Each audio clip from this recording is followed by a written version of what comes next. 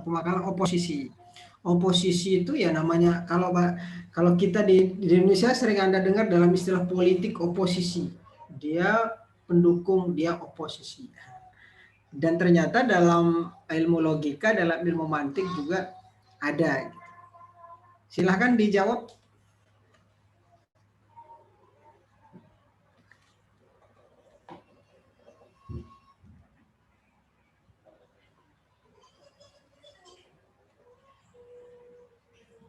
Gimana pemateri?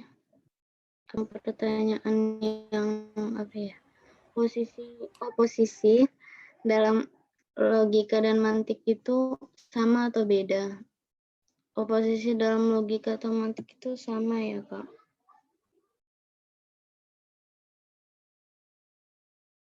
Maksudnya dalam ilmu logika dan mantik, oposisi itu sama. Jadi pertanyaan ketiga.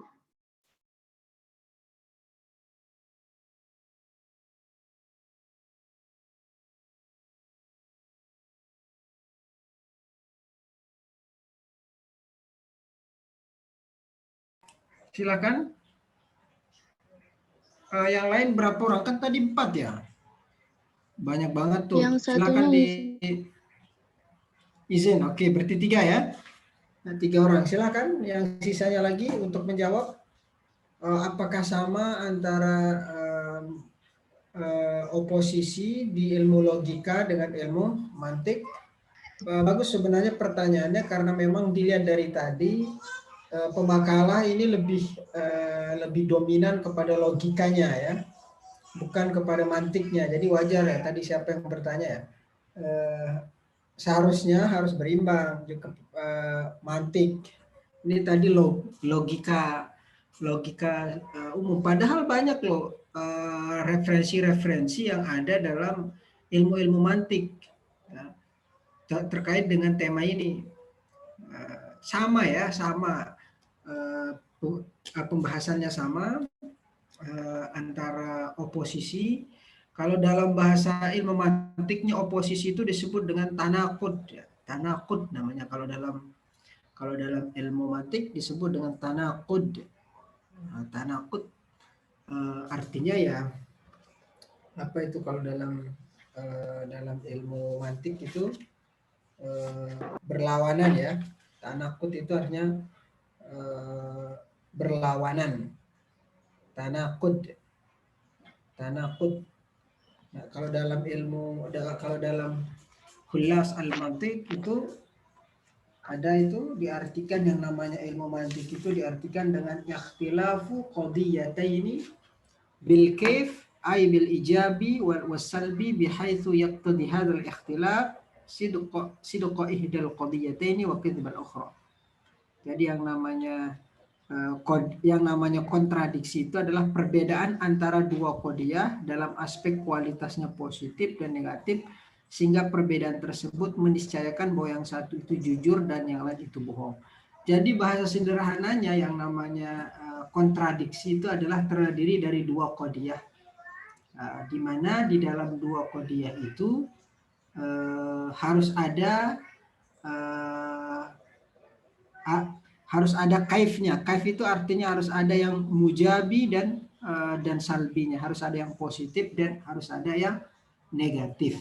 Nggak boleh dua-duanya mujab, nggak boleh dua-duanya antara qadiyah pertama dan qadiyah kedua. Jadi harus dalam satu itu harus ada satu positif, satu negatif. Apa sih pentingnya? Nah, tadi nanti akan ada hubungan dengan pertanyaan tadi sih. Apa sih pentingnya orang belajar qadiyah ini? Belajar tanakut atau oposisi ini adalah untuk menentukan kebenaran. Jadi kadang kita dalam berbicara itu untuk menghukumi suatu benar dan salah itu kadang kita tahu dari lawannya. Oh dia nggak ada di sini, oh berarti dia di sana. Nah, gitu. Artinya itulah pentingnya untuk tanakut itu, untuk mengetahui benar. Kadang untuk mengetahui suatu kebenaran itu adalah kita harus tahu dari tanakutnya, oposisinya. Misal bahasa sederhananya, misal kalau antara oposisi antara pemerintah dan bukan pemerintah. Ketika yang berbicara itu adalah oposisi, berarti pasti berbeda dengan yang mendukung. Jadi kita menemukan kebenaran kadang melalui oposisi itu dari dua yang berlawanan itu, tanakut itu. Jadi itu kenapa perlu dalam ilmu mantik itu belajar namanya oposisi atau tanakut untuk karena dalam logika kita kadang butuh jawaban hanya kita tahu karena dengan pertentangan itu. Oh kalau bukan ini berarti ini. Nah, tapi nanti ada syarat-syaratnya. Makanya tadi nggak tahu di makalah ini ada nggak disebutkan syarat-syarat dari kontradiksi, ada nggak? Tadi pemakalah. Ada nggak yang disebutkan apa syarat-syarat dari sesuatu dikatakan oposisi antara kodiah pertama dan kodiah kedua, ada nggak tadi? Mana nih pemakalah? Ada nggak? Syarat-syarat kontradiksi.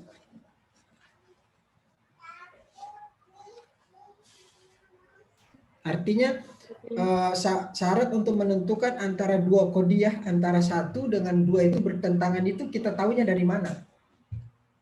Kan nggak selamanya bukan hanya sebatas pertentangan. Ada kalanya yang bertentangan itu adalah subjeknya, ada kalanya yang bertentangan itu adalah predikatnya, ada kala yang bertentangan itu adalah waktunya, antara kodiah satu dan kodiah kedua bertentang dari sisi predikatnya. Itu kan ada itu. Contoh yang berbeda dari contohnya misal begini. Andi makan. Andi tidak makan. Andi makan dan Andi makan, kemudian Amin tidak makan. Ini tidak disebut sebagai tanakut. Ini tidak disebut sebagai oposisi. Kenapa? Satu, karena terjadi perbedaan subjek. Yang satu namanya Andi, yang satu namanya Ali. Misal tadi Andi makan, yang satu Ali nggak makan. Meskipun mahmulnya itu ada di situ, tetapi karena perbedaan subjek maka dia tidak dinamakan tanakut. Gimana cara kita menyimpulkan benar dan salahnya sementara maudu'nya subjeknya berbeda. Andi makan, Andi tidak makan. Amin makan, Andi tidak makan. Kan itu dua hal yang berbeda. Nah karena itu tadi harusnya dijelaskan syarat-syarat dari tanakut itu. Ada nggak dijelaskan tadi syarat-syarat kontradiksi? Mana pemakalannya? Ada nggak? Kayaknya nggak ada deh, Pak. Nggak ada ya? Ini ya. Kenapa?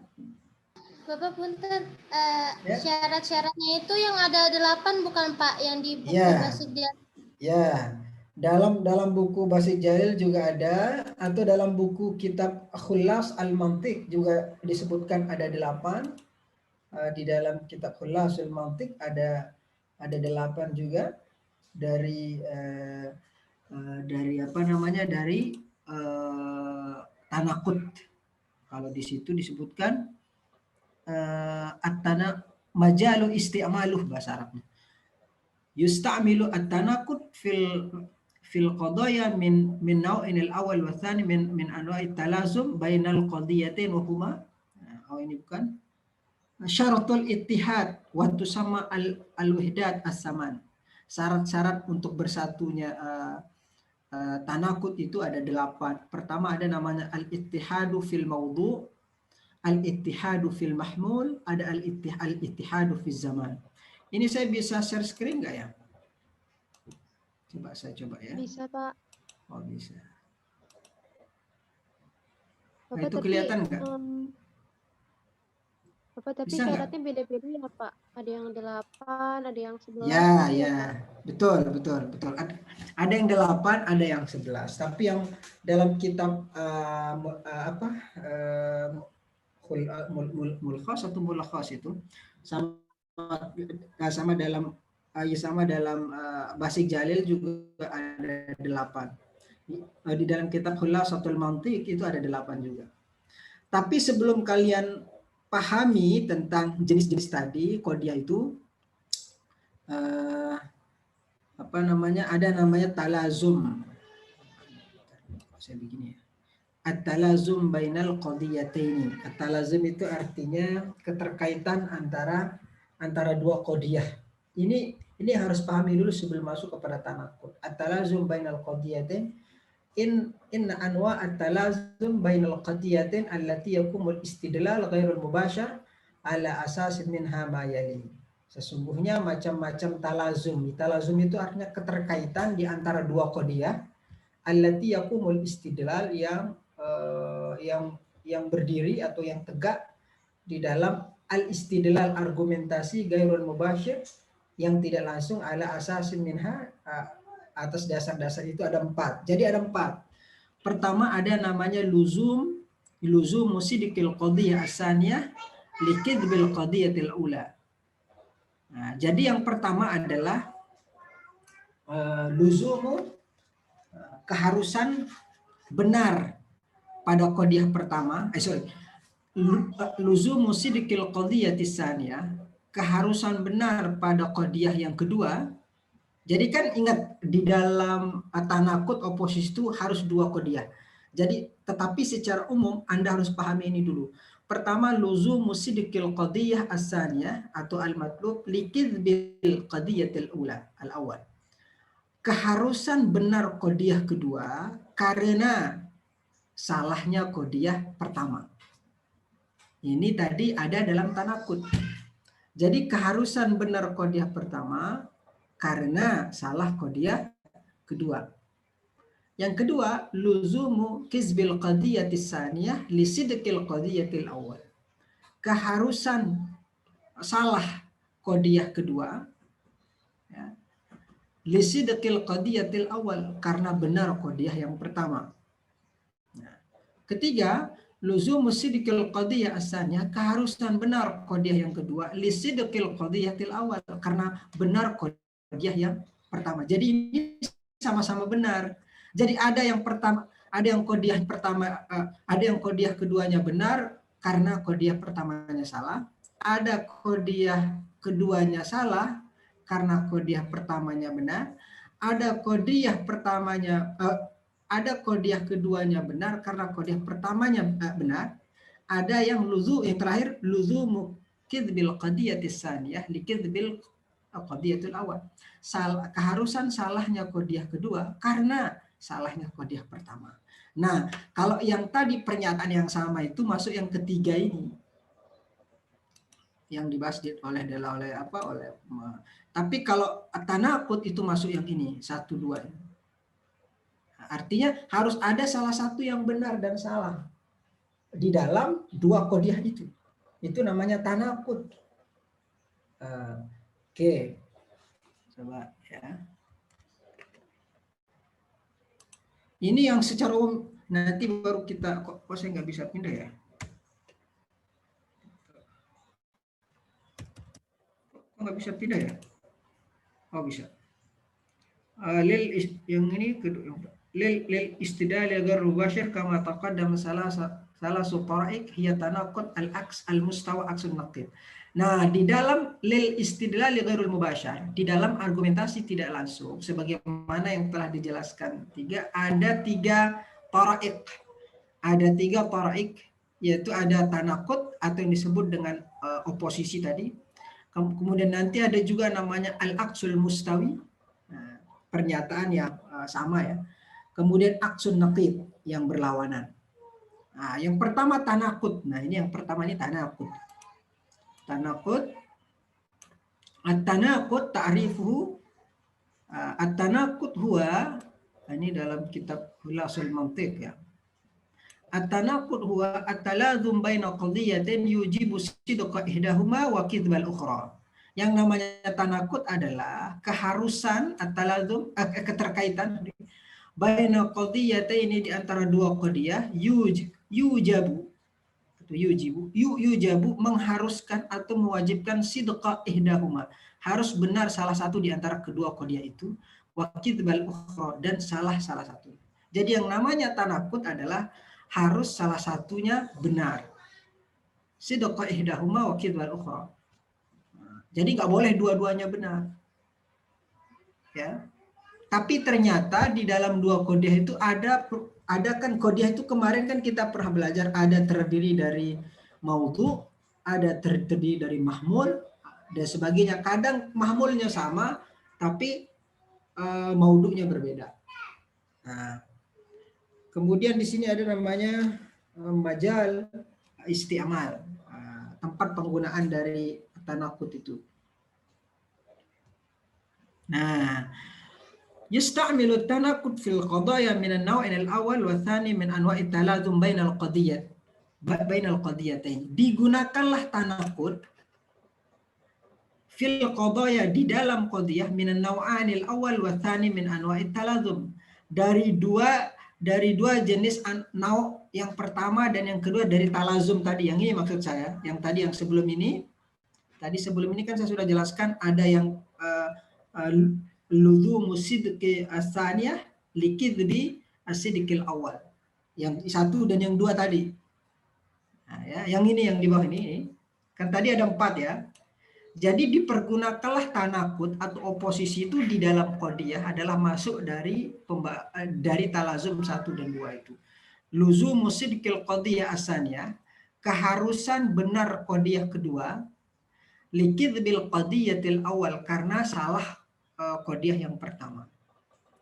Luzum yang juga luzum kidbil qadiyah as-saniyah, keharusan salah qadiyah yang kedua karena lisidqil qadiyah al-awwal. Nah, nanti kalian akan paham ketika contohnya. Ini masih syarat-syarat. Nah, ini penting juga nih. Ini kok nggak bisa dihapus ya biar. Nah, ini yang penting nih supaya Anda bisa bikin tanakut. Gimana sih saya tahu itu tanakut apa bukan nih? Syurutul ittihad. Syurutul ittihad wa tusama al-wahdat as-saman. Syarat-syarat dari bersatunya dan kemudian dinamakan dengan al-wahdat as-saman. Tadi kata Hamidah ada 11, tapi ini disebutkan 8 ya. Ada 8 syarat-syarat dari untuk menentukan dua qadiyah itu bertentangan harus memiliki 8 syarat. Pertama ada namanya al-ittihadu fil mawdu'i. Artinya adanya kesatuan maudhu.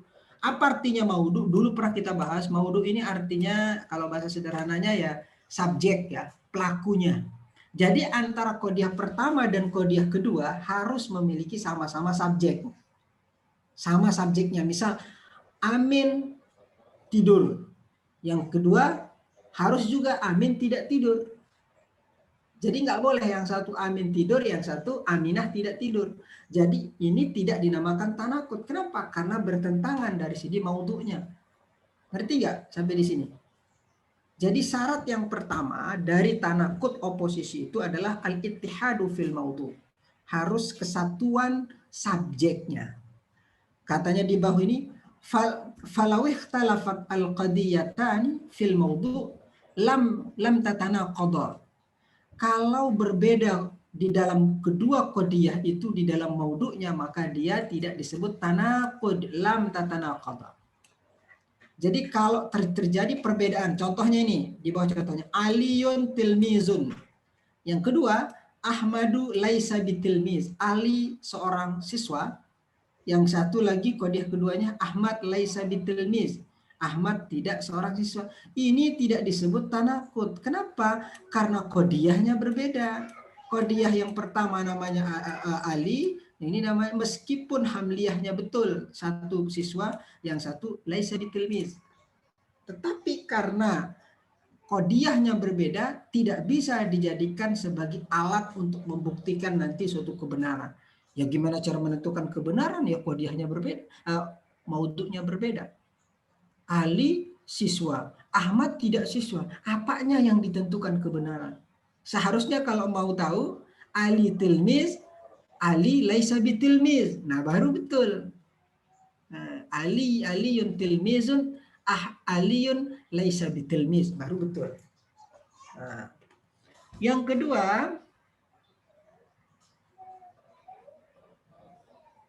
kedua syaratnya adalah al-ittihadu fil mahmul, adanya kesatuan mahmul, adanya kesatuan predikat, adanya kesatuan predikat. Contohnya di sini falawih talafat al-qadiyatani fil mahmul lam tatanaqadha. Kalau terjadi perbedaan dua qadiyah di dalam mahmul, maka dia tidak dinamakan tanaqud. Contohnya Zaki tilmizun, Zaki laisa bi muallim. Ini kenapa tidak disebut tanaqud, Pak? Karena dia mahmulnya berbeda. Mahmul itu harus sama ya. Yang mana namanya mahmul nih? Ini tilmiz, ini muallim, ya jelas berbeda. Seharusnya kalau mau untuk bisa dijadikan tanaqud, maka dia berbunyi zakiyun tilmiz, zakiyun laisa tilmiz. Kalau maudhu'nya sudah betul nih karena sama-sama zaki. Nah, jadi itu ya contoh dari syarat dari atau contoh lain. Muhammad sekolah, Muhammad tidak mandi. Ini tidak bisa disebut tanaqud karena mahmulnya berbeda. Yang satu sekolah, yang satu tidak mandi. Ya gimana cara menentukannya? Seharusnya Muhammad sekolah, Muhammad tidak sekolah. Nah. Kemudian al-ittihadu fi zaman. Harus ada kesatuan dalam kesatuan waktu. Jadi dalam qadiyah pertama dan qadiyah kedua, selain ada kesatuan maudhu, kesatuan mahmul, juga harus ada kesatuan waktu, zaman. Falawih talafat al-qadiyatani fi zaman lam tatanaqadha. Kalau terjadi perbedaan waktu, lam tatanaqadha, maka dia tidak dinamakan tanaqud. Contohnya di sini, asyamsu masyrifatun fin nahari, asyamsu laysat bimusyrifati fil laili. Matahari terbit pada siang hari, nahar ini. Yang satu matahari tidak terbit atau tidak bercahaya pada malam hari. Ini tidak disebut tanaqud. Kenapa? Karena waktunya berbeda. Yang satu lail, yang satu nahar. Meskipun antara maudhu'nya sama-sama syamsu atau sama-sama musyrifah dia mahmulnya, tapi karena waktunya tidak berbeda, karena waktunya tidak sama, maka dia tidak disebut dengan al-qadiyah, at-tanaqud. Kalau di buku ini contohnya Muhammad tidur tadi, ya. Kemudian qadiyah keduanya Muhammad tidak tidur kemarin. Jadi ini nggak bisa ditentukan, ini tidak bisa disebut tanaqud. Jadi mungkin ada orang yang berpikiran apa sih artinya oposisi? Oposisi itu pun bukan berarti berbeda dalam segala hal. Harus ada kriteria baru disebut dengan oposisi atau kontradiksi. Bukan sembarang berbeda ya semua. Ini rumus ya, nanti kalau Anda ingin merumuskan sesuatu kebenaran bisa dilihat dari sini. Anda ini metodologika. Ketika ingin Anda menyentuhkan kebenaran, Anda tahu kebenaran itu setelah Anda tahu oposisinya. Ada apa contohnya kalimat apa gitu. Kita akan tahu suatu kebenaran itu setelah kita tahu oposisinya.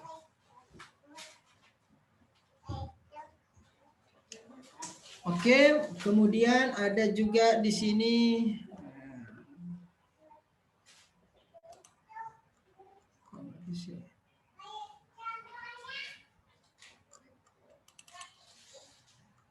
kok nggak bisa dipindahin?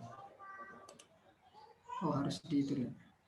Oke, al-ittihadu fi zaman, al-ittihadu fil makan. Oke, sama juga ini sama. Tadi al-ittihadu fi harus ada keterkaitan waktu, harus ada kesatuan waktu, harus ada kesatuan tempat, ya. Nah, lagi harus ada kesatuan tempat, harus ada kesatuan fil quwwah wal fi'il. Kalau ini saya rasa makan sama-sama gampang. Al ardu mukhsabatun fil raif, al ardu laysat bi mukhsabatin fil badiyah. Tanah itu subur di kering, yang satu adalah di fil badiyah. Kan ini tempatnya berbeda, jadi maka dia tidak bisa disebut dengan tanaqud. Kalau ini yang selanjutnya ini yang perlu dijelaskan. Al-ittihadu fil quwwah wal fi'l. Harus ada kesatuan dalam quwwah dan fi'l. Apa artinya quwwah? Quwwah itu artinya adalah apa sih? Kenyataan, kalau fi'li kenyataan. Quwwah itu artinya secara implisit, ya, secara implisit.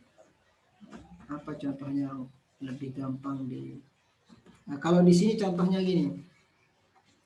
Kalau dalam buku ini, narkoba itu homer, ya. Ini namanya kuah. Kuah itu artinya dasarnya. Narkoba itu homer. Kemudian qadiyah keduanya berkata narkoba bukan homer dalam kenyataan. Ya. Narkoba itu homer, dasarnya narkoba bukan homer. Nah, walau homer dan bukan homer adalah tanaqud, tetapi karena homer pada qadiyah pertama itu dimaksud kuah, sedangkan homer dimaksud pada fi'li atau kenyataan, maka ia tidak dinamakan tanaqud. Contohnya narkoba itu homer, dasarnya. Kemudian qadiyah keduanya narkoba bukan homer. Dalam kenyataannya narkoba bukan homer. Nah, ini kan bertentangan antara kuah. Kuah itu artinya sekali lagi adalah dasarnya. Tetapi sedangkan fi'li itu artinya kenyataan. Contohnya lain, korupsi itu mencuri. Itu dasarnya itu. Korupsi bukan mencuri. Dalam kenyataan ini kan jelas ya bertentangan. Karena memang ya korupsi itu mencuri. Sementara korupsi bukan mencuri dalam kenyataan.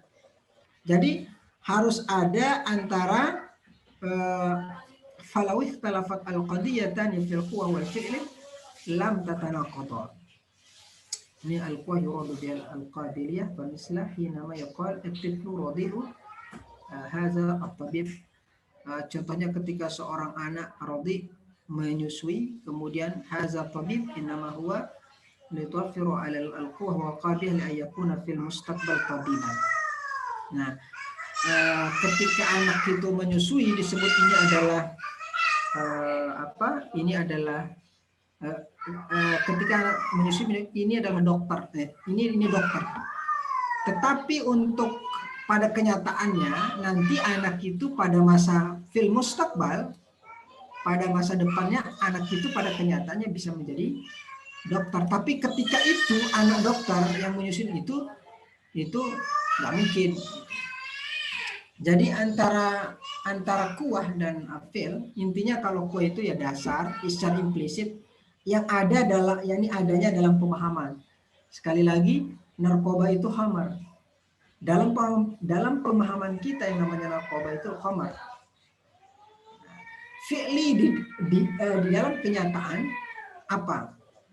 Nah, kenyataannya misal contohnya tadi narkoba bukan khamar. Ini kan bertentangan. Jadi harus ada fi'li, dan kalau fi'li kenyataan, kalau yang kuah artinya yang ada dalam pemahaman dasar lah. Kemudian selanjutnya adalah al-ittihadu fi kulli wal juz'i. Dalam kulli artinya keseluruhan, juz'i artinya sebagian. Falau ikhtalafat al-qadiyatani fil kulli wal juz'i lam tatanaqadha mislu al-iraqu muhsabatun ba'dihi al-iraqu laysa bi muhsaban kulli. Iraq itu kering sebagiannya, Iraq itu tidak kering seluruhnya. Ini kan enggak disebut tanaqud karena dia yang satu menyebut ba'al, yang satu menyebut kul. Jadi harus kalau satu menyebut kul, yang satu juga harus kul, atau satu menyebut ba, atau satu ada ba. Kemudian al-ittihadu fi syart. Ifalawih talawun al-qadiyatan fi syarti lam tatanaqadha. Contohnya, di dalam syarat ini harus ada kesatuan syarat. Ya, kesatuan syarat. Ya, contohnya di sini falawih talafat al-qadiyatani fil idhafah lam tatanaqadha. Kalau terjadi perbedaan kalau kedua kode itu berbeda, idhafah. Ini dalam syarat dulu ya. Kedua kode itu berbeda dalam syarat, maka dia tidak disebutkan tanaqud. Contohnya at-talib najhun in ajtahid. Seorang siswa itu berhasil jika dia sungguh-sungguh. At-talib ghairu najih, seorang siswa tidak sukses ilam yajtahid, jika dia tidak sungguh-sungguh. Di sini kan di dalam syaratnya berbeda. Syarat dari suksesnya kan in ijtahid, yang satu ilam yajtahid. Jadi syaratnya harus sama-sama. Al-ittihadu fi syarti. At-talib ini maudhu'nya sama. Oke, tahu at-talib sama-sama maudhu'. Najih juga sama-sama mahmulnya.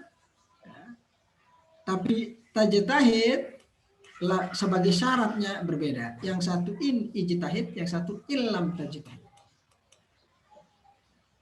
Kemudian al-ittihadu fil idhafah. Artinya harus ada kesatuan di dalam pesandaran. Idhafah itu artinya penyandaran. Falawih talafat al-qadiyani fil idhafah lam tatalaqad. Kalau terjadi perbedaan qadiyah di dalam penyandaran, maka bukan disebut tanaqud. Contohnya al-arba'atu nisfu lil idhafah ila samaniyah. 4 itu adalah setengah dari 8. Ya kan? Kemudian al-arba'atu laysat binisfil idhafati ila al-asyrah. Itu idhafahnya berbeda. Yang satu idhafah ila samaniyah, yang satu idhafah ila al-asyrah. Jelas dia bukan tanaqud. Kontradiksi yang salah. Al-arba'atu nisfun bil idhafati ila samaniyah, al-arba'atu laysat binisfil idhafah ila al-asyrah. Makanya ada pertanyaan, mana lebih banyak hasilnya? Saya tanya kalian ya. Mana lebih banyak hasilnya, perkalian apa penambahan? Tergantung, Pak. Ya itu. Tergantung. Harus tentu ini nih, harus tentu. Mana lebih banyak hasilnya perkalian yang sama-sama itu deh, yang sama-sama idhofahnya. Perkalian, Pak.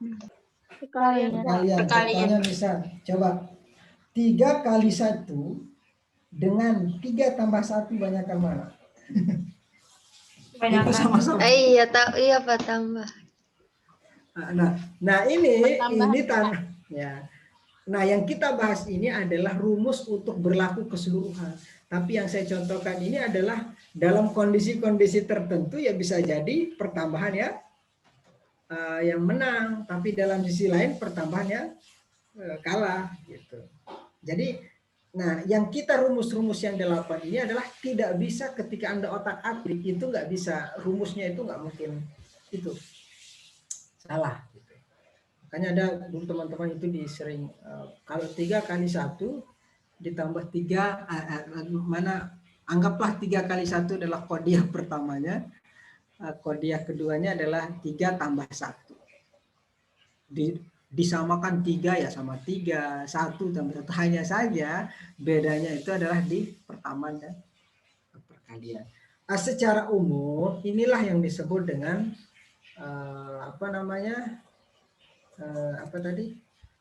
namanya tanaqud atau oposisi. Jadi oposisi itu menuntut adanya salah satu dari dua itu salah atau benar, dan nggak boleh salah dua-duanya atau nggak boleh benar dua-duanya. Nah, nanti kalau benar dua-duanya terus itu nanti dalam pembahasan yang lain. Nah, kalau dalam bukunya, kalau yang punya buku Nuruddin ini ada nih, saya kebetulan punya juga bukunya, buku Nuruddin ini. Ikhtilafu yang namanya at-tanaqud atau kontradiksi adalah ikhtilafu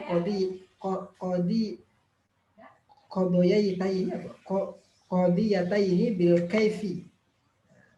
Kaif ini namanya adalah positif atau negatif. Perbedaan antara dua qadiyah dalam aspek kualitasnya positif. Bihaisu yaqtadi hadzal ikhtilaf sidq ihdal qadiyataini wa kidbal ukhra. Tadi misal yang syarat, pokoknya kalian harus tahu syarat-syaratnya aja itu menurut saya. Syarat-syarat itu supaya nanti ketika Anda ingin membuat kontradiksi harus tahu juga, bukan sembarang dikontradiksi-kontradiksikan. Kalau Anda salah mengkontradiksikan ya kesimpulannya juga salah. Jadi harus dari sisi maudhu'nya sama. Contohnya misal kalau dalam bukunya Nuruddin ini, Samara adalah perempuan yang cantik. Itu qadiyah pertama atau proposisi pertama. Proposisi kedua, Riana bukan perempuan yang cantik. Ini apakah dua pernyataan ini kontradiktif? Tentu saja tidak. Kenapa? Karena subjeknya berbeda. Satu namanya Samara, yang satu namanya Riana. Nah, yang satu hukum itu diberlakukan kepada Samara dan yang satu lagi dilekatkan kepada Riana. Kalau subjeknya sudah berbeda, maka dua pernyataan itu tentu tidak bisa dikatakan kontradiktif. Tapi bagaimana dengan di bawah ini? Coba contoh lagi. Arsenal adalah tim terbaik Liga Inggris. Arsenal bukan tim terbaik Liga Inggris.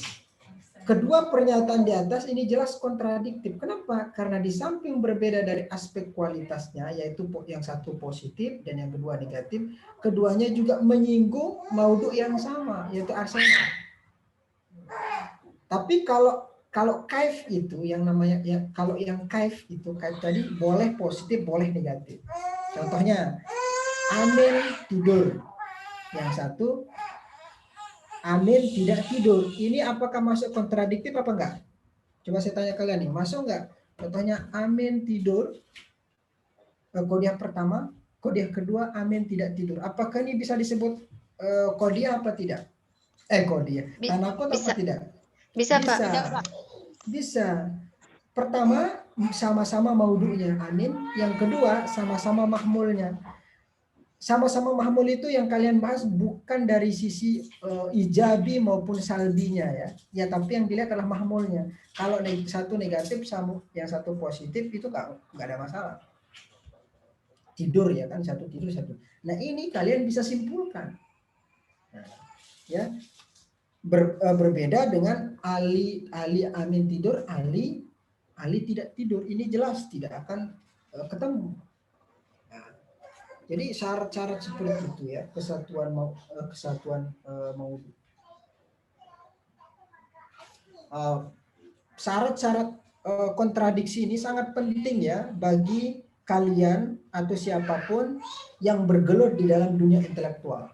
Orang yang bergelut di dalam dunia intelektual, dia harus paham tentang kontradiksi ini. Jadi nggak sembarang mencocok-cocokkan untuk mengambil suatu kesimpulan. Jadi ada syarat juga. Oh ini jangan-jangan ini misal bencana ya, bencana alam terjadi, dicocok-cocokkan semuanya. Itu ilmu cocok logi. Padahal dalam ilmu mantik itu ada ketentuannya. Kedua adalah harus kesatuan predikat ya, mahmul. Jadi selain menyatu dalam subjek, dua proposisi baru dikatakan kontradiktif kalau atribut yang didekatkan kepada subjek itu juga sama. Atribut ya, kalau berbeda maka tidak akan terjadi kontradiksi.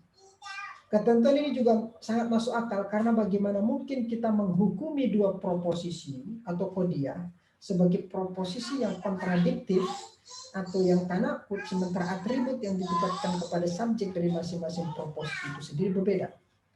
Orang ateis bisa terjebak dalam kekeliruan ini. Mereka orang-orang ateis itu kadang membayangkan sifat Tuhan itu kontradiktif. Makanya orang ateis itu membayangkan sifat Tuhan itu, sifat Allah itu kontradiktif. Bagaimana Tuhan menyatakan dirinya sebagai zat yang maha memberi hidayah, tetapi dalam saat yang sama juga menyatakan dirinya sebagai zat yang maha menyesatkan. Dia memperkenalkan dirinya sebagai zat yang maha rahman, tetapi dia juga memperkenalkan dirinya sebagai zat yang siksaannya sangat pedih. Padahal tidak ada kontradiksi di sana. Nah, itu contohnya kita percaya sifat 20. Ada orang yang tidak percaya kepada sifat 20 karena menganggap itu musyrik. Padahal yang kita persamakan itu bukan subjeknya kan, Tuhannya tetap Tuhan. Ya kan? Ada orang yang tidak percaya kepada sifat 20, nggak punya Tuhan, nggak pula sifat itu, malah justru dengan menunjukkan sifat itu malah menunjukkan Tuhan itu berkekurangan katanya. Ada nanti kalau Anda, itu sebabnya perlu juga belajar ilmu. Misal qadiyah pertama atau prosesi pertama mengatakan Tuhan maha memberi hidayah bagi orang-orang yang menginginkan hidayah. Qadiyah kedua, Tuhan maha menyesatkan bagi siapa saja yang menginginkan kesesatan. Pertanyaannya adalah, apakah dua pernyataan di atas itu kontradiktif? Dengan tegas jawabannya tidak. Kenapa? Karena atribut yang dilekatkan sudah berbeda. Sementara salah satu syarat dari kontradiktif adalah harus penyatuan atribut. Ya. Nah, sementara salah satu syarat kontradiktif adalah penyatuan dalam atribut. Tapi bagaimana misal dengan dua posisi begini? Tuhan memberi hidayah orang-orang yang menginginkan hidayah. Proposisi kedua, Tuhan tidak memberi hidayah kepada orang-orang yang menginginkan hidayah. Dua proposisi ini jelas kontradiktif. Kenapa? Karena di samping kualitasnya berbeda, subjeknya sama, atribut yang didekatkan kepada subjek juga sama. Dan kalau kita baca teks-teks Al-Quran dan hadis dengan cermat, sebenarnya kita tidak akan menjumpai pernyataan-pernyataan semacam itu. Jadi untuk mewujudkan tanakud, kontradiksi di samping kualitasnya harus berbeda, dua proposisi itu juga harus menyinggung subjek yang sama dan melekatkan atribut atau predikat yang juga sama. Tidak boleh beda, kalau beda maka tidak akan terjadi namanya tanakud. Kemudian harus syaratnya juga sama tadi.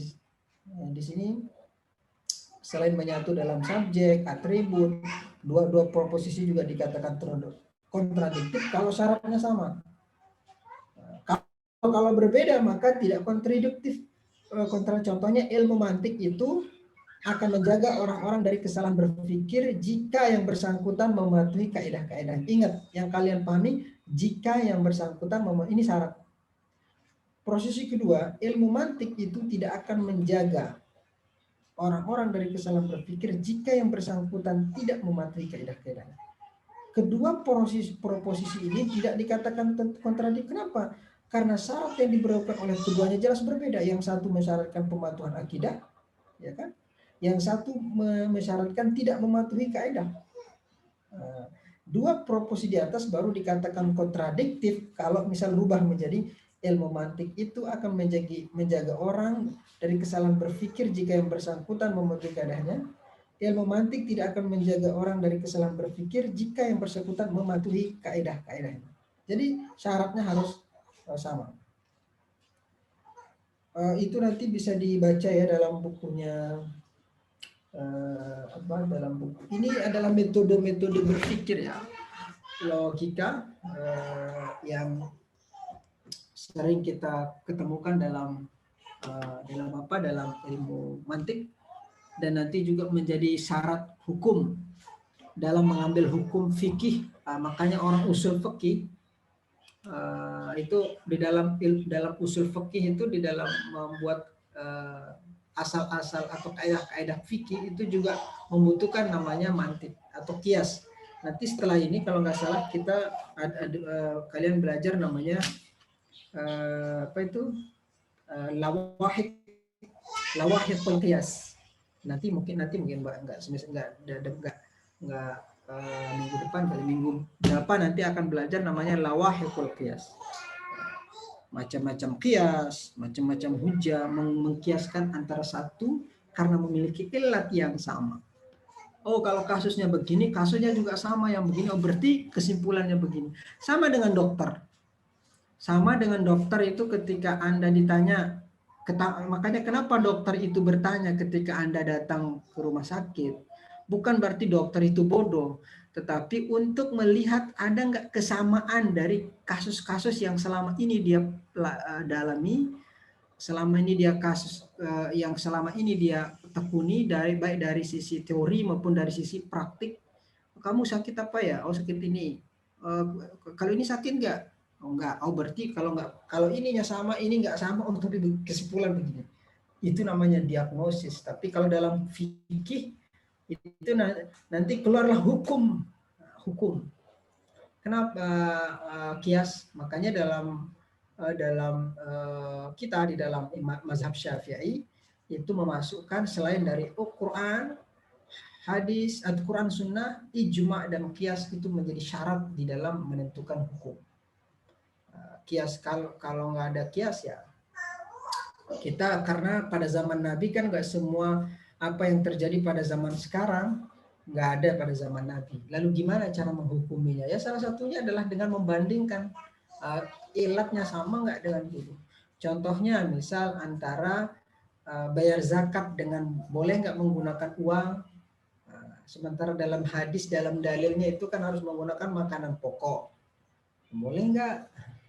Nah itu kan, atau boleh nggak apa gitu kan, itu kan nggak ada terjadi dulu pada zaman Nabi. Zaman Nabi dulu nggak pernah bayar zakat pakai transfer. Sekarang orang transfer kan. Itu tugas-tugas nanti dari kias atau tugas-tugas dari usul fikih yang melalui pendalaman ilmu-ilmu mantik, ilmu balaghah. Jadi mereka sehingga menyimpulkan, oh kesimpulan seperti ini.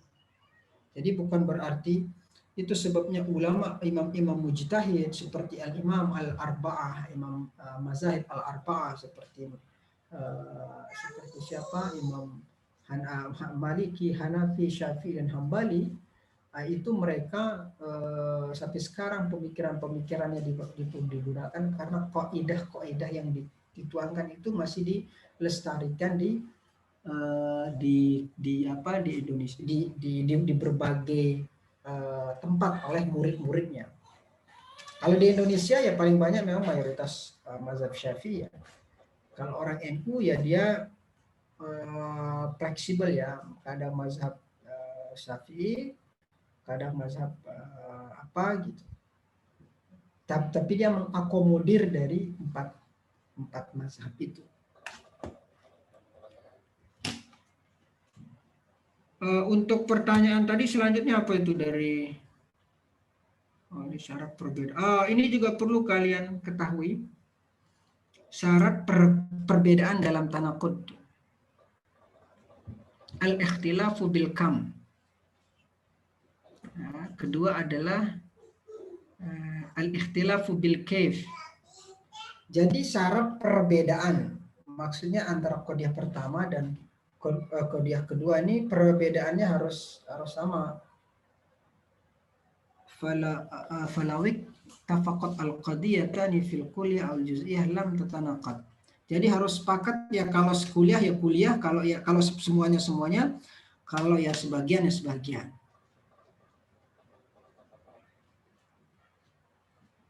Sama dengan yang tadi ini sebenarnya. Contohnya apa nih? Ma'adan itu apa nih? Fa'in kiltal qadiyataini sadiqatani. Atau kedua contohnya kullu hayawanin insan. Contohnya setiap hewan itu adalah manusia. Nah, ya, kita lihat yang ini syarat yang harus sama dari kam. Kam ini artinya ya kuantitas ya. Sama-sama apakah dia seluruhan atau juz'iyah. Kullu hayawanin insan. Berarti ini kul ya. Setiap hewan itu adalah manusia. Wala syai'a minal hayawan binsan. Dan tidak ada satupun dari binatang adalah manusia. Ini kan berarti sama-sama kul. Ini kuliah, ini kuliah. Ini maka dia nggak boleh. Kenapa dia bukan disebut tanaqud? Fa'in kiltal qadiyataini kazibatani. Karena keduanya adalah bohong. Dua-duanya bohong. Kedua-duanya salah. Semua hewan adalah manusia. Semua hewan adalah salah. Dan nggak ada satupun dari hewan itu adalah manusia. Kemudian al-ikhtilafu fil kaif. Al-kaif ini artinya ya positif maupun negatif, al-ijabi was-salbi. Falau ittafaqal qadar al-ijabi was-salbi lam tatanaqad. Nah, contohnya kullu insanin natiq, setiap manusia berpikir. Ya. Ingat dari sisi ijabi was-salbi. Ba'dal insani natiq. Ini tidak termasuk dalam kategori kontradiksi. Kenapa? Setiap manusia berpikir, yang sebagian manusia berpikir. Semua manusia berpikir, kemudian sebagian manusia berpikir. Ini kan dari sisi ijab salbinya. Nah, jadi harus sepakat di dalam dua qadiyah itu fil ijabi awis salbi. Kalau sepakat di dalam qadiyah itu di dalam masalah positif maupun negatif, maka dia tidak disebutkan tanaqud. Ini kan sama-sama natik, berpikir. Harusnya satu kullu insanin natik, ba'dal insani ghairu natik. Biar satu positif, satu negatif. Udah habis ya.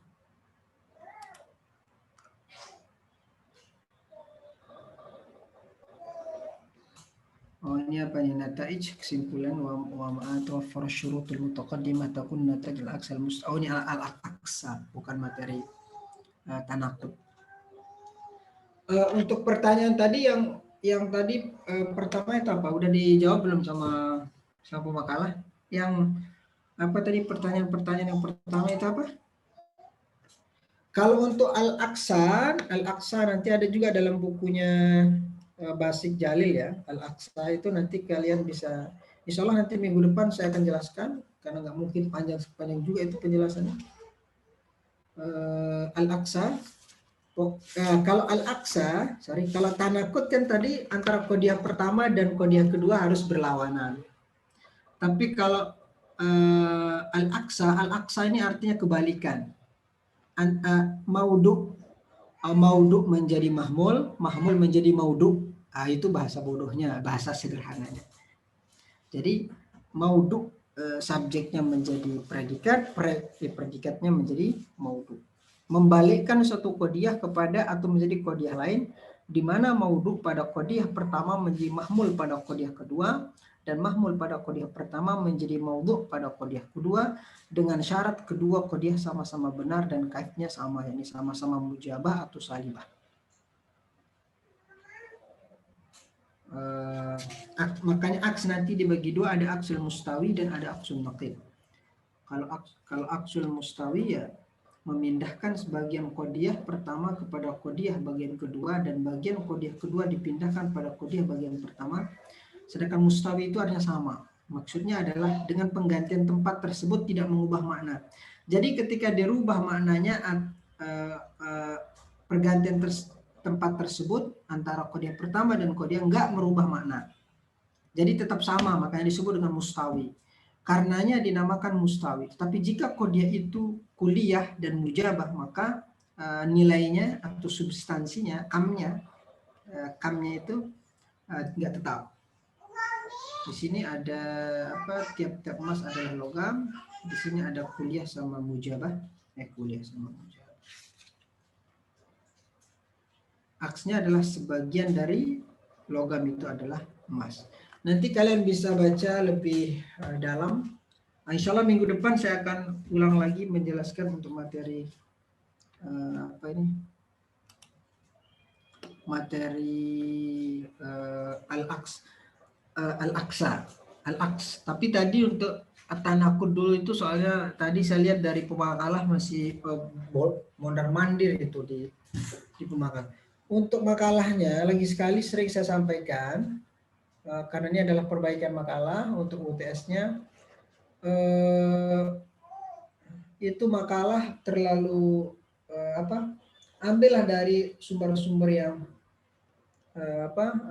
dari buku-buku yang benar-benar otoritatif. Ya, banyak kok di jurnal. Tadi saya lihat ini makalahnya ini terlalu umum dan sering saya lihat itu di mana-mana tulisan itu. Nanti diganti nih, dirombak total ini, salah nih makalahnya. Ini nggak tahu nih ngambil dari mana nih, apa aku materi, sumbernya dari mana itu. Pernah nggak lihat tadi? Coba lihat daftar pustakanya itu, coba lihat daftar pustakanya. Tadi daftar pustakanya apa itu? Saya sudah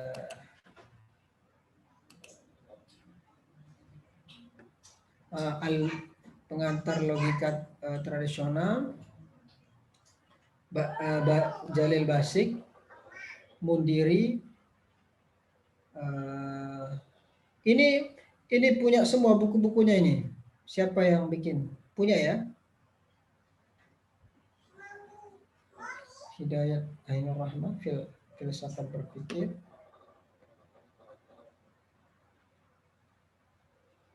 Alwi. Sebenarnya gampang-gampang, nggak terlalu susah ya untuk apa namanya, untuk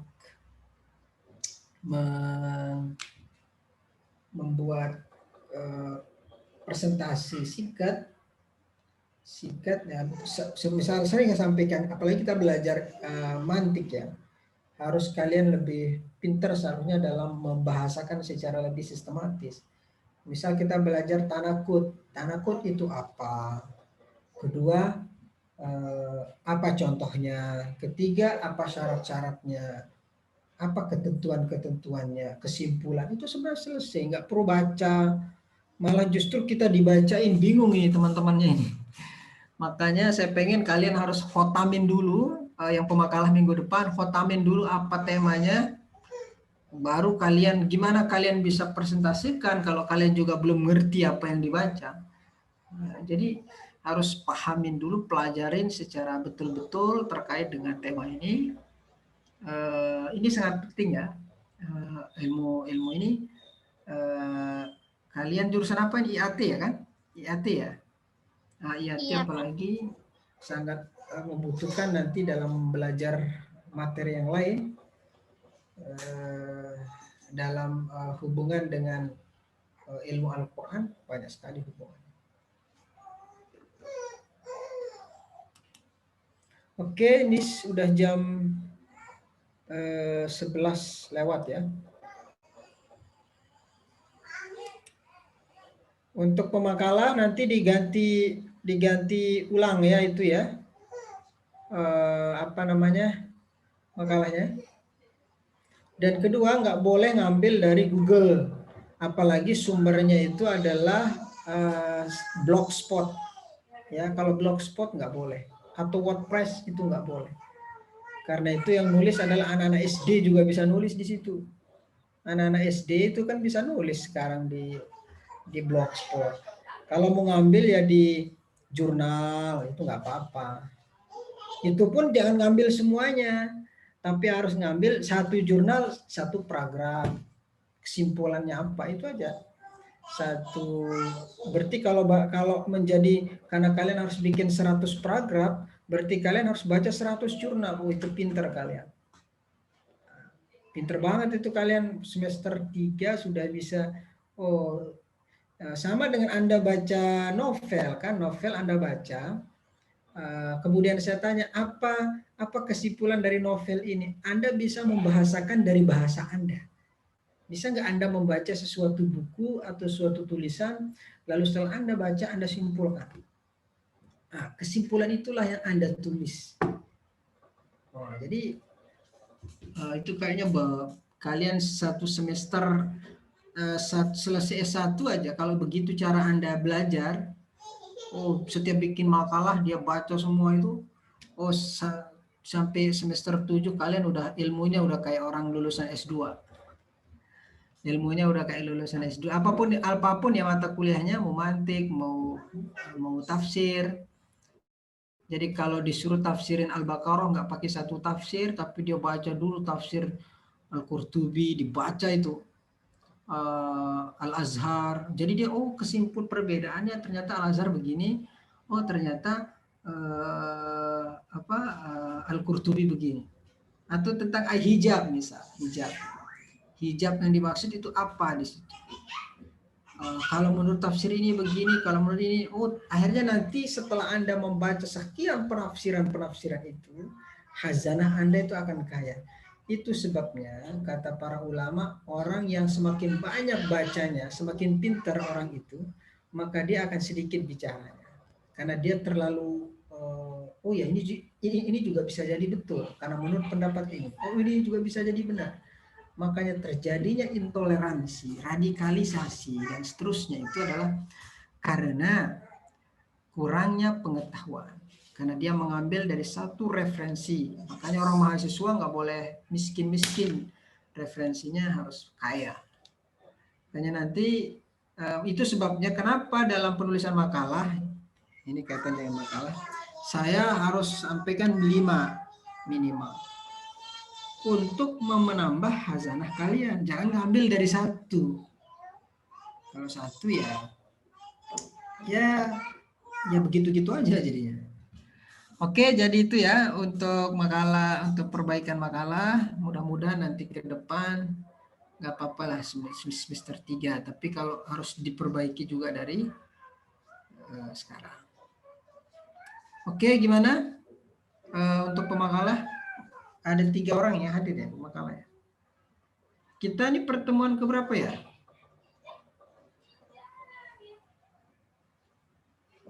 Ke-7, Pak.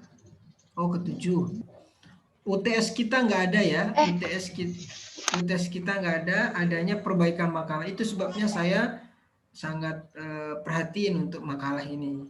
Sangat saya konsen untuk kalian suruh perbaikan makalah. Supaya kenapa saya suruh bikin makalah? Supaya kalian banyak baca, banyak sumber referensi. Jadi kalau banyak baca, kalian pintar. Jadi nanti apa yang saya masukin, jadi apa nanti masukannya, masukan-masukan dari saya, itu nanti jadi bahan penilaian saya ketika saya kasih nilai UTS di mana di si akad. Misal tadi siapa, makalahnya ini. Jadi itu nanti berdasarkan, kalau bukan, jadi kita nggak ada UTS tulis. Kecuali nanti UAS itu nanti saya bikinkan. Itu pun nanti saya mulai dari pertengahan dari materi, nggak dari awal. Ya paling saya buatkan UASnya itu ya sama seperti yang tadi saya kasih contoh itu. Ini masuk kategori ini enggak, kenapa ini nggak masuk dalam kategori tanakut oposisi? Seharusnya gimana gitu. Jadi itu ya.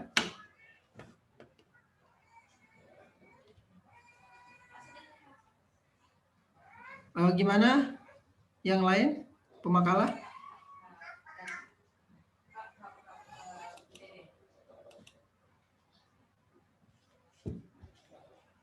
Sudah.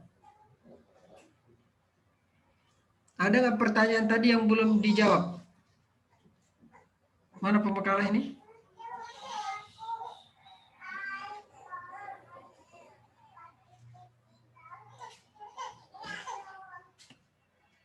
Pemakalahnya mana? Kok nggak ada yang nyaut ya? Iya, Pak. Iya, Pak. Gimana? Sudah? Yang soal-soal yang lain sudah terjawab? Sudah cukup dengan yang tadi saya sampaikan atau masih ada yang belum terjawab?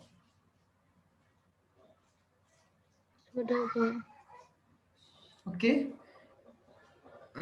Silahkan. Masih ada lagi? Ini kok lemas banget nih pemakalah ini, Ganis. Kayaknya belum sarapan apa belum apa ini? Kok lemas banget ini. Mana? Siapa Ganis? Terus siapa lagi? Zati sama saya, Pak. Ya, mana si Saila? Suaranya nggak ada.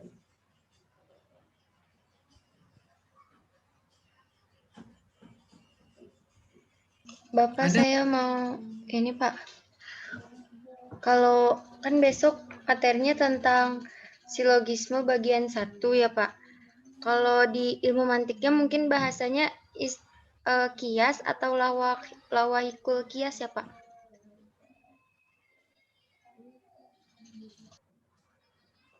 Halo?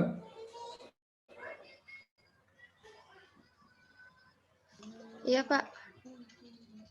Ya. Saya mau bertanya, itu pertemuan besok kan tentang silogisme bagian 1 kalau di silabusnya. Kalau di bahasa mantiknya mungkin lawahikul kias atau Ya. tentang kias doang, Pak? Ya, lawahikul kias. Kias itu bagian daripada lawahik. Ya, jadi lawahik itu kan nanti ada 3. Ada yang lawahikul kias ya. Ada yang namanya lawahik itu 3, ada al-qiyas al-murakkab, ada namanya al-qiyas al-istiqra', ada al-qiyas at-tamsil. Jadi artinya satu ya, nggak mesti juga terlalu terpaku kepada silabus, maksudnya terpaku tetap dalam substansi. Tapi kalau Anda ingin menambahkan lain tanpa kehilangan dari silabus yang kita sepakati, nggak apa-apa. Misal memasukin juga lawahik, mau kias juga, nggak apa-apa, itu lebih bagus. Jadi nggak mesti kalau sekiranya bisa masuk, tapi jangan terlalu terfokus, misal lawahik dulu, misal lawahik. Kemudian, dan nanti kalian akan bisa pahami setelah kalian mengetahui ya silogisme itu ya maksudnya kemana gitu. Kan ada lawahik, ada kias mana. Jadi sering ke teman-teman yang lain juga sering kewalahan apakah harus sesuai banget dengan RPS atau silabus. Ya memang harus sesuai. Tetapi kalau mau menambahkan lain, misal kira-kiranya butuh juga nih pembahasan tentang ini, ya nggak apa-apa. Nggak mesti, kecuali pembahasan silogisme kias hari ini, taunya dia ganti ke yang lain, nah baru itu salah. Tapi kalau di dalamnya ada silogisme, kias juga masuk, kan di situ. Lawahik juga masuk. Nggak apa-apa ya untuk lawahikul kiasnya digabungin aja nanti di silogisme, tetapi ya mungkin jangan sampai terbentur dengan tema-tema yang akan datang. Jadi itu ya. Oke, baik, Pak. Terima kasih. Oke, ada lagi? Bapak Winda izin bertanya. Ya, silakan. Bapak, pertama, kita tuh buat menentukan kuah gimana? Terus berarti kalau antara kuah dan fi'li, berarti kebenarannya tuh udah jelas dong. Kebenarannya yang fi'li, bukan yang kuah, Kak. Pak, soalnya kan kalau yang fi'li itu kan yang terlihat pada kenyataannya. Terus yang kedua itu kan nggak ada kesatuan, kesandaran gitu kan, Pak. Nah kan contohnya kan kayak misalkan rumah Ali rusak pintunya, rumah Ali tidak rusak atapnya. Berarti itu sama kayak yang ini dong, Pak. Tidak ada kesatuan mahmul. Mahmulnya yang beda atau gimana, Pak? Terus kan kalau di apa ya? Kalau yang di logika itu kan biasanya ada premis minor, premis mayor gitu ya, Pak. Nah, itu berarti masuknya ke qadiyah ya, Pak. Terima kasih. Oke, yang pertama untuk apa tadi? Kuah. Tadi kuah itu artinya pada dasarnya, atau juga bisa diartikan pemahaman yang ada dalam pemahaman kita. Misal khamar itu haram, atau narkoba itu khamar, itu kan udah menjadi masuk pemahaman kita. Tapi kalau fi'li itu kan artinya kenyataannya. Nah, kedua, ini harus ada kesatuan antara kuah dengan fi'li di dalam tanakut itu. Kalau ada terjadi perbedaan antara kuah dengan fi'li, antara pemahaman dan kenyataan, maka dia bukan namanya tanakut. Nah, kemudian tadi contoh yang kedua, Ali apa tadi katanya? Rumah Ali apa tadi? Rusak pintunya ya? Ya, dengan rumah Ali tidak rusak atapnya, gitu. Iya, Yang Pak. ada dalam yang ditanyakan apa? Berarti sama kayak yang ini, Pak. Tidak ada kesatuan mahmul. Kan mahmulnya yang beda, Pak. Atapnya sama pintunya. Nah, pertama kalau yang menjadi mahmulnya di sini bisa jadi adalah bukan yang antara kalau idofah itu kan sandaran. Sandarannya di sini antara pintu dengan atap.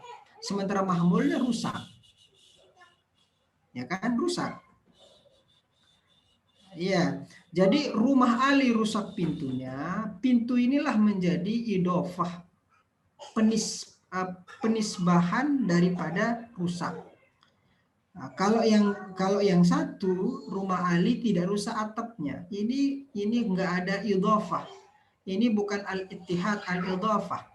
Karena yang satu adalah rusak pintunya, yang satu adalah rusak atapnya. Jadi sementara kalau rusak dan nggak rusak ini adalah masuk dalam kategori tanakut. Tetapi baru tidak tanakut adalah ketika berbeda idofahnya antara pintu dengan rusak dengan atap. Ya. Terus apalagi terakhir tadi? Sudah ya? Yang terakhir? Pak, premis minor sama mayor itu berarti kodiah negatif sama positif ya, Pak? Atau gimana, Pak? Kalau itu nanti sebenarnya kalau kodiah itu kan ada kodiah pertama, ada kodiah kedua. Ya, proposisi pertama ada proposisi kedua. Itu nanti dalam materi apa itu yang kemudian nanti membutuhkan namanya natijah atau conclusion. Yaitu kodiah itu sebenarnya antara premis minor itu namanya qadiyatus sughra sama qadiyatul kubra. Nanti dalam materi apa itu? Kalau nggak salah dulu pernah saya singgung ya. Antara itu qadiyatus sughra dalam materi apa dulu ya? Dalam bukunya Pak Nuruddin juga ada itu. Antara qadiyatus sughra dan qadiyatul kubra. Itu dulu materi apa itu ya? Saya pernah sampaikan itu. Antara premis minor ketika membahas tentang tasdik. Misalnya premis minornya mengatakan Muhammad SAW mengaku sebagai nabi dan membawa mukjizat. Premis mayornya adalah setiap orang yang mengaku nabi dan membawa mukjizat adalah nabi. Nah, natijahnya, konklusinya adalah Muhammad adalah nabi. Jadi premis minornya Muhammad mengaku sebagai nabi dan membawa mukjizat. Premis mayornya setiap orang yang mengaku nabi dan membawa mukjizat adalah nabi. Jadi kesimpulannya adalah Muhammad adalah nabi. Jadi kemarin ada namanya tasawur dan tasdik. Jadi itu ya. Untuk nanti ada dalam bukunya Nuruddin, punya nggak Winda bukunya Nuruddin? Siapa kemarin yang punya itu ya? Oh punya. Nanti ada itu halaman untuk bahas itu kalau nggak salah halaman berapa tadi 20-an. Ya di sekitar 22-an 23 nanti coba dicari di situ. Oke. Nanti di situ banyak contoh-contoh yang dibuat oleh Nuruddin. Oke, masih ada lagi? Bapak maaf. Ya. Bapak maaf. Ya. Mohon maaf Pak, waktu untuk ilmu mantik sudah habis ya Pak. Jadi kalau misalkan ada pertanyaan bisa bertanya bisa lewat grup atau mungkin via lain gitu Pak. Oke, siap. Kita sudah selesai. Ini sudah saya pun ada jam 11 lewat 19. Harusnya selesai jam 11.10. Oke, kita cukupkan. Silakan pemakalah ditutup.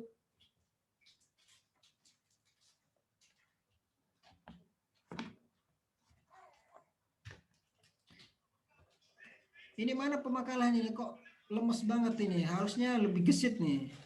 Mana nih? Cepat ditutup. Baik. Demikian tadi presentasi dari kelompok kami. Saya sebagai moderator mohon maaf atas kekurangannya dan terima kasih untuk perhatiannya. Wassalamualaikum warahmatullahi wabarakatuh. Waalaikumsalam warahmatullahi wabarakatuh. Oke, sampai jumpa pada minggu depan. Sekian, wassalamualaikum warahmatullahi wabarakatuh. Nanti absennya jangan lupa ya dikirim sama yang ikut tadi berpartisipasi.